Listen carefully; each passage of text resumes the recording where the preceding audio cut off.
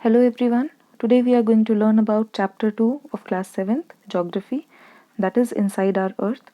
इसमें हम अपनी अर्थ के बारे में जानेंगे कि हमारी अर्थ जो है अंदर से कैसी है. The earth our homeland is a dynamic planet. Earth जो है वो एक बहुत ही डायनामिक प्लैनेट है. Dynamic means which is always changing, जिसके अंदर हमेशा बदलाव होते रहते हैं. अर्थ के अंदर, इनसाइड और ऊपर, सरफेस के ऊपर, दोनों जगह पे, मतलब on the surface and inside the earth, it is always changing. वहाँ पे बदलाव हो रहे हैं. It is constantly in motion. तो अब यहाँ पे देखते हैं कि हमारी जो अर्थ का इंटीरियर है उसके अंदर कौन कौन सी लेयर्स हैं. Just like an onion, the earth is made up of several concentric layers with one inside another. The uppermost layer over the earth's surface is called the crust. तो जैसे एक प्याज होता है, इसकी बहुत सारी लेयर्स होती हैं, ऐसे ही हमारी अर्थ की भी बहुत सारी लेयर्स हैं. तो जो टॉप मोस्ट लेयर होती है उसका नाम है क्रस्ट. सबसे ऊपर वाली लेयर को हम क्रस्ट कहते हैं, जिसके ऊपर हम सभी रहते हैं. क्रस्ट दो भागों में हम बांटते हैं, ओशियनिक क्रस्ट और कॉन्टिनेंटल क्रस्ट. जो ओशियनिक क्रस्ट है वो हमें समुद्रों के नीचे मिलती है, और जो कॉन्टिनेंटल क्रस्ट है वो हमें कॉन्टिनेंट्स या फिर जितने भी बड़े बड़े लैंड मास हैं, भूमि की जगह हैं, उनके नीचे हमें कॉन्टिनेंटल क्रस्ट मिलता है. तो हमारा जो टोटल लेंथ है क्रस्ट का, that is 35 kilometres on the continental masses and 5 kilometre on the oceanic floor. Ocean वाली जो हमारी क्रस्ट है वो बहुत ही पतली है, और जो कॉन्टिनेंटल क्रस्ट है हमारी, जो कॉन्टिनेंट्स के नीचे है, वो 35 किलोमीटर्स तक मोटी है. जो ओशियनिक क्रस्ट है वो दूसरे मिनरल से बनी हुई है, और जो कॉन्टिनेंटल क्रस्ट है वो दूसरे मिनरल से बनी हुई है. मतलब ये दोनों एक जैसी नहीं है. The main mineral constituents of the continental mass are silica and alumina. It is thus called Sial. तो सिलिका और एलुमिना नाम के दो एलिमेंट्स हैं, दो मिनरल्स हैं, जिनसे कॉन्टिनेंटल क्रस्ट हमारा बना हुआ है. इसीलिए हम इसको सियाल भी कहते हैं. The oceanic crust mainly consists of silica and magnesium, therefore it is called sima. ऐसे ही हमारी जो ओशियनिक क्रस्ट है वो भी दो मिनरल से बनी हुई है, सिलिका और मैग्नीशियम, इसीलिए हम उसको सीमा बोलते हैं. Continental crust is known as sial and the oceanic crust is known as sima. Crust के नीचे हमारी एक और लेयर है जिसको हम मैंटल कहते हैं. So you can look in the diagram.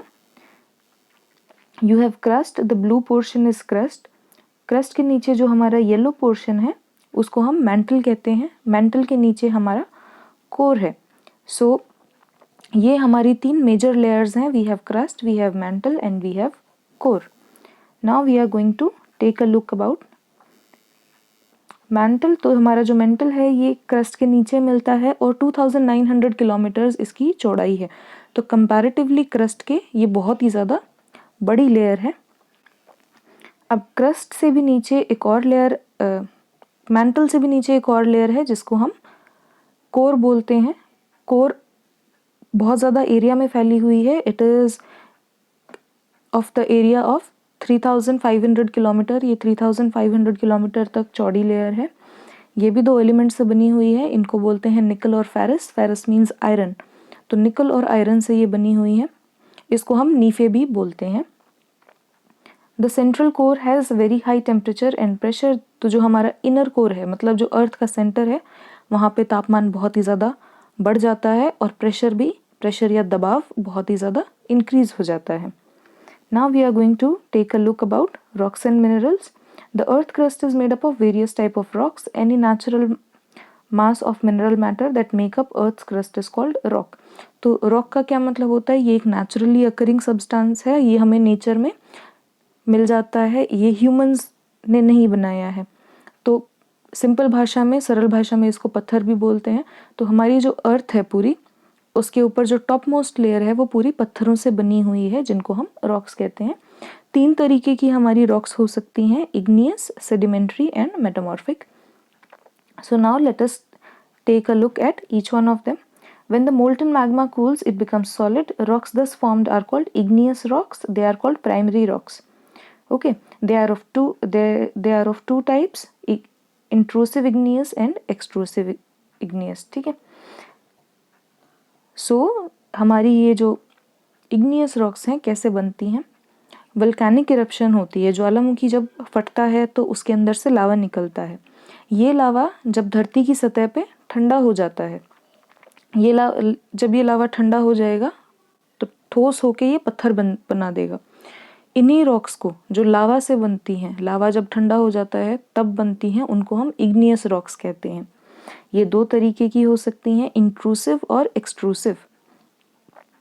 तो इंट्रूसिव इग्नियस रॉक्स होती हैं जो वल्केनो के अंदर ही बन जाती हैं, जो धरती तक आती नहीं हैं, बाहर नहीं आएंगी, उनको हम इंट्रूसिव इग्नियस रॉक्स कहेंगे। और जो धरती की सतह पे बाहर आके ठंडी हो जाती हैं रॉक्स, उनको हम एक्सट्रूसिव इग्नियस कहेंगे, जो बाहर हमें मिलती हैं। इनको प्राइमरी रॉक्स भी कहा जाता है। Lava is actually fiery red molten magma coming out of the interior of the earth on its surface. When the molten lava comes on the earth's surface, it rapidly cools down and becomes solid.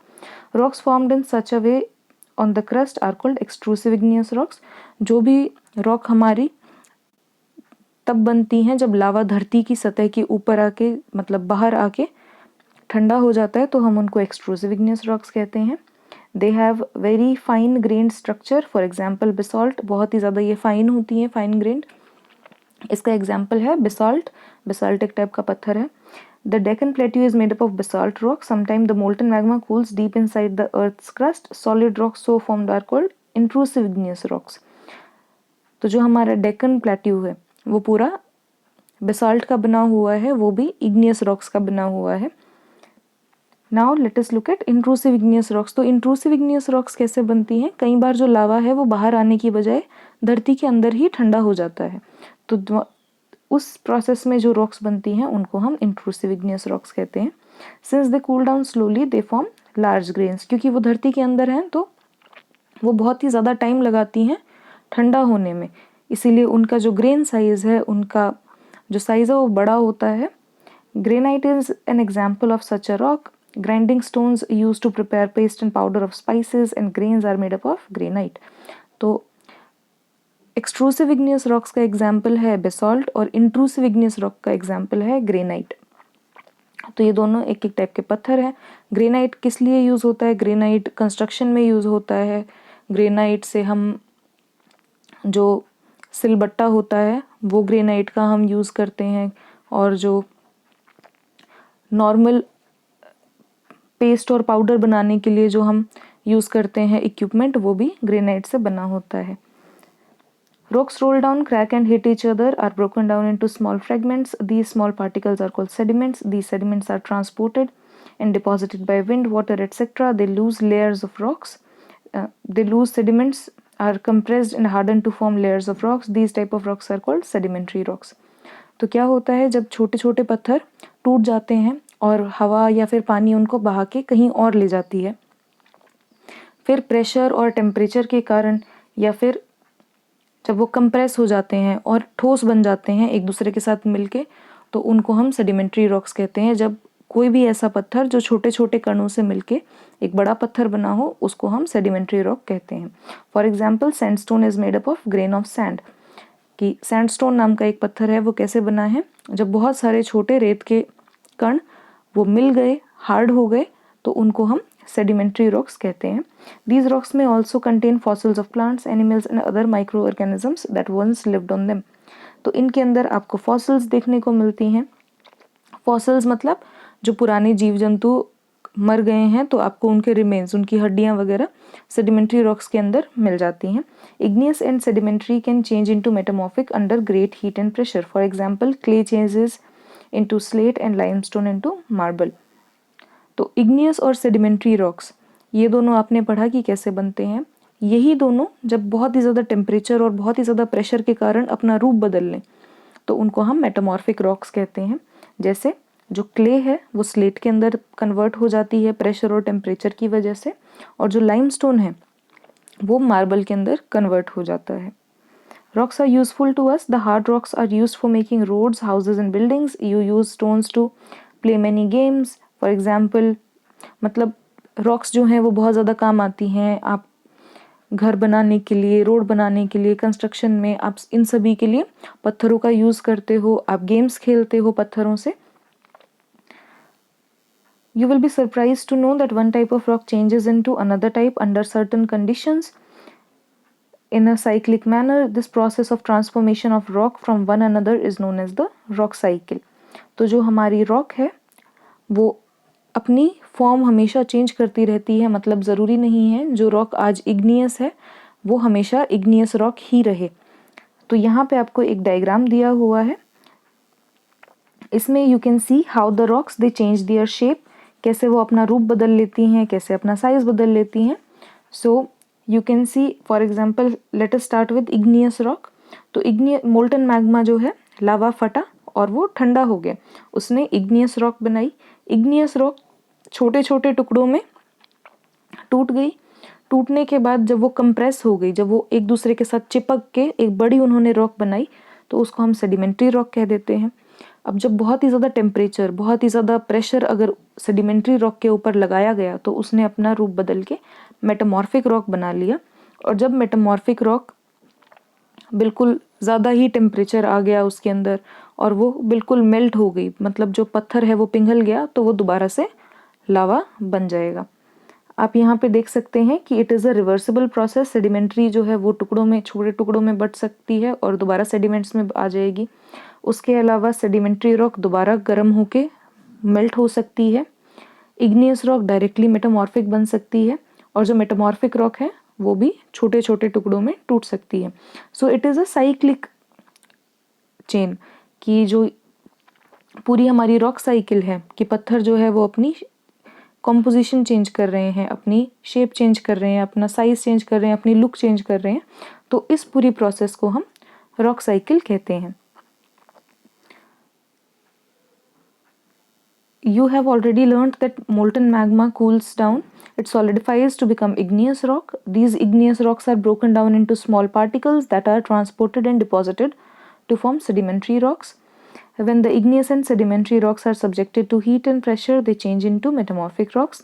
The metamorphic rocks, which are still under great heat and pressure, melt down to form molten magma. This molten magma again can cool down to solidify into igneous rock. तो ये चलता रहता है। And rocks they can be melted. अगर बहुत ही ज़्यादा temperature किसी पत्थर के सामने लाया जाए तो पत्थर भी पिघल सकता है। So that is why metamorphic rocks जो हैं वो पिघल के दोबारा से लावा या फिर मैग्मा के अंदर कन्वर्ट हो सकती हैं। Rocks are made up of different minerals. Minerals are naturally occurring substances which have certain physical property and definite chemical composition. Minerals are very important for humankind. They are used as fuels, for example, coal, natural gas, and petroleum. They are also used in industries, iron, aluminium, gold, uranium, etc. In medicine, in fertilizers, etc. तो यहाँ पे आप देख सकते हो कि rocks क्या होती हैं, बहुत सारे डिफरेंट डिफरेंट मिनरल्स की बनी होती हैं। मिनरल्स क्या होता है, ये नेचुरली अकरिंग सब्सटेंस है, मतलब किन्हीं पत्थरों में ये नेचुरली मिलता है। किस पत्थर के अंदर आयरन ज़्यादा होता है, किसी के अंदर कॉपर ज़्यादा होता है, किसी के अंदर मैग्नीशियम है।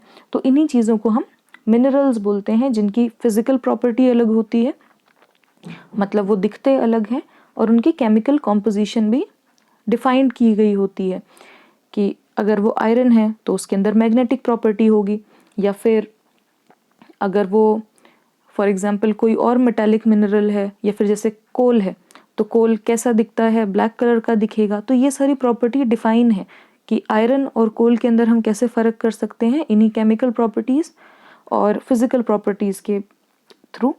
तो आपको यहाँ पे एग्जांपल दिए हुए हैं कि मिनरल्स जो हैं बहुत ही ज़्यादा ज़रूरी हैं ह्यूमंस के लिए। जैसे कोल है, कोल किसके लिए काम आता है, कोल एनर्जी बनाने के लिए काम आता है, इलेक्ट्रिसिटी बनाने के लिए काम आता है, आप घरों में कोयला यूज़ करते हो।